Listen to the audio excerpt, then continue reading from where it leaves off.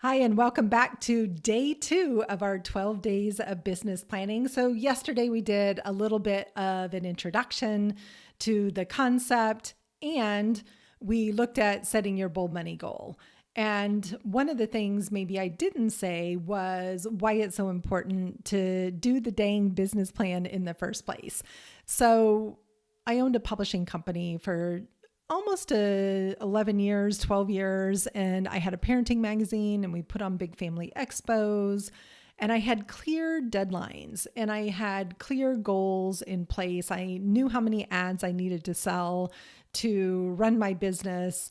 And yet I really struggled to make a profit in that business. And part of that was not really understanding the business model and not having a clear roadmap for where I was going. It often felt like I was just working with no clear plan in place for where I wanted to be by the end of the year. I didn't have clear financial goals, and it took a toll on me and it took a toll on the business. And while the business made a lot of money, I wasn't necessarily great at paying myself. And I think part of why I'm so passionate about this business planning process and what I shared yesterday about the bold money goal is because it's so important to make sure that you're getting paid for the work that you do. And it's been a journey for me personally to figure out how to do that, and also to get to the place where I understood what my brilliance is, which is what we're going to talk about today, and what I needed to be doing differently in order to grow a business that really felt like a match for all of who I am from the inside out. And you may have felt that way. You may be watching a lot of what the other people are saying out there about how to build a business. And you may get that bright, shiny idea syndrome like I do about, I need to learn that marketing strategy or that market tactic. And I got to master webinars and Facebook ads and Instagram. And oh my gosh, maybe my clients are on LinkedIn and I need to be speaking. And it's so overwhelming. And yet I believe that if we just come back to the center of identifying who we are and what matters to us, and then seeking out and connecting with the people that want what we're offering, business can be a lot easier. And yet, not knowing what our unique brilliance is what gets us out there looking at those bright, shiny ideas going, oh, if I just learn that, or I just need to know how to do this, then everything will work. It's not trusting ourselves to really understand that we pretty much know everything that we need to know. Is there more to learn? Yes. One of the things I've learned in my now almost 18 years of being an entrepreneur is there's always something new to learn. And the marketing industry is always changing. There's always more that you could be doing. And yet when I really stand in my unique brilliance and what it is that I do best, and I connect with people from my heart, then the rest really tends to fall into place quite naturally and easy. And over the last year, I got away from that a little bit. I got caught up in, oh, I got to master this online thing, when really what I love is teaching and connecting with people just like this, which is why this year we launched our Creative Business Accelerator, which is an online program to help people grow their business. And the very first thing that we teach inside the Creative Business Accelerator is this piece about discovering your unique brilliance. It's actually the bonus call that we give everybody to get them started. And it's an integral part of your business plan. So what do I mean by unique brilliance?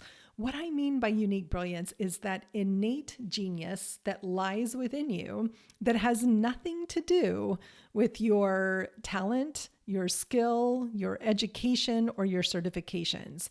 It's not the thing you do, it's the how you're being when you do it. A lot of times it's the thing that comes so effortlessly and easily to you, you don't even pay attention to it. You don't think it has value because it's so easy.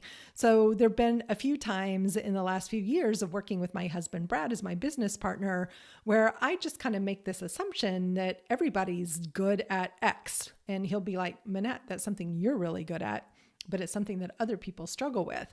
But it's that sense of, but it's just so effortless. Well, because it's effortless for me, doesn't mean it's going to be effortless for everyone else.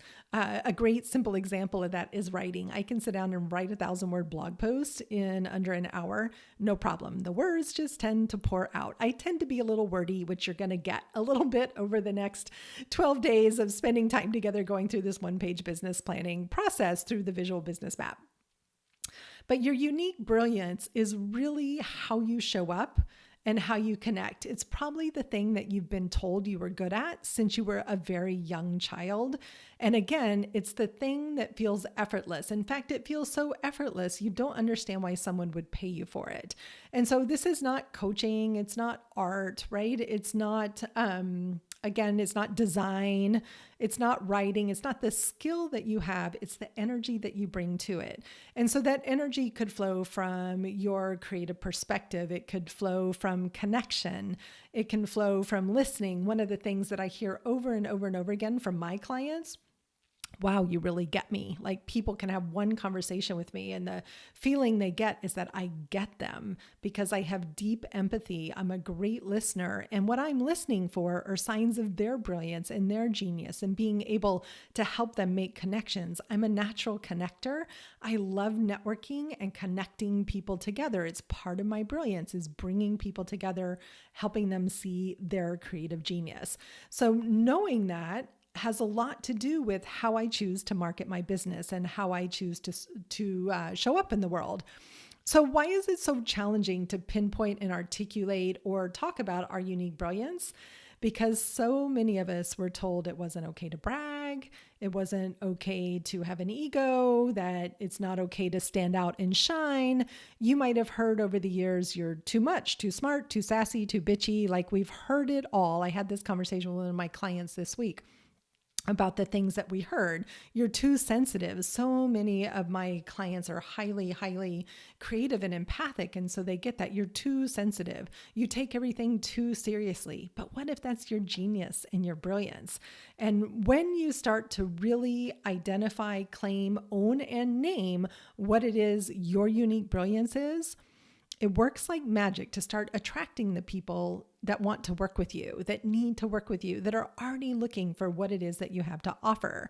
And this is why when you're working always in what Gay Hendricks, one of my favorite authors in The Big Leaps, calls the zone of genius, when you're truly working in your zone of genius, everything else gets easier. You stop chasing the bright, shiny ideas. You do get more focused and you become just magnetically and magically more attractive to the right clients who want what you have to offer, whether that's a product, whether it's a service, whether it's a painting or a retreat. It doesn't matter. It's all about how you show up and who you're being in that moment. So the second step, the day 2 part of designing your visual business map, is to jot down just a few words. So right around that bold money goal, we've got our big goal in the center. Around that, I want you to describe your unique brilliance in just a few words. So this isn't, if you want to go journal and write for half an hour about how amazing you are, that's brilliant. But what are the particular unique skills, 2 to 3 skills or ways of being that you're bringing into your business that you know make you stand out? I often hear from, in particular, other creatives and other women business owners that they worry about competition or being original, that there's, it's hard to stand out. Well, when you're totally being yourself, it's pretty easy to stand out. And yet it's something that's challenging for so many of us to do. So I want you to really think about what is it that you're bringing to your business that other people aren't bringing in exactly the same way. This is the key to differentiation and to standing out from your competition. So that's your assignment for today. Come on over to the Productivity for Creative Business Owners Facebook group. I'll see you over there and share what it is that your unique brilliance is. This is your moment to shine. This is your moment to brag. And this is your moment to claim why it is that you are so amazing. And I'll see you tomorrow for day 3, where we're going to talk about core values. I'll see you there.